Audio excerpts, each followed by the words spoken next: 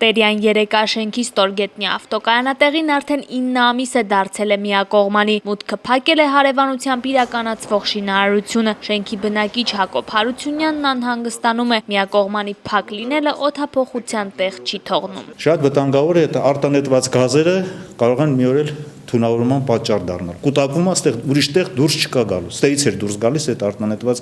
գազերը։ Բացի այդ, բնակչին անհանգստացնում է նաև ավտոտնակի խոնավությունը, այստեղ էլ ըստ նրա անպատասխանատու են եղել հյուրանոցի շինարարությունն իրականացնողները։ Երբ անձրևաջրերը գալիս են, ջրափոսերի մեջ ջուրը կուտակվում է եւ դրանից հետո ամբողջ լցվում է մեր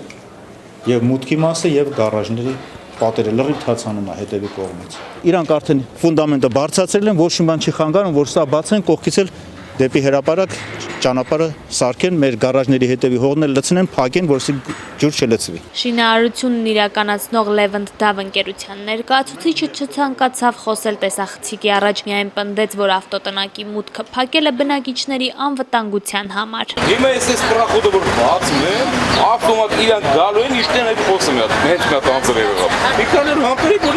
իմ բետոն արած իմ պարկինգի ճանապարհի վրով գնա գր։ Չեք ուզում։ Աղբյուջան ես գնեմ բացում ինչ կփիլում։ Բնակիչը սակայն ընկերության ներկայացուցչի պատճառաբանություններին չի հավատում։ Նրանք նախապես խոստացել էին մուտքը բացել նախորդ տարվա հոկտեմբերին, մինչև այսօր սայլը տեղից չի շարժվել։ Հակոբ Հարությունյանը մտավախություն ունի, որ մուտքն այլևս չի բացվի, իսկ իր ավտոտնակը անձրևաջրերի պատճառով շուտով ամբողջությամբ կքանդվի։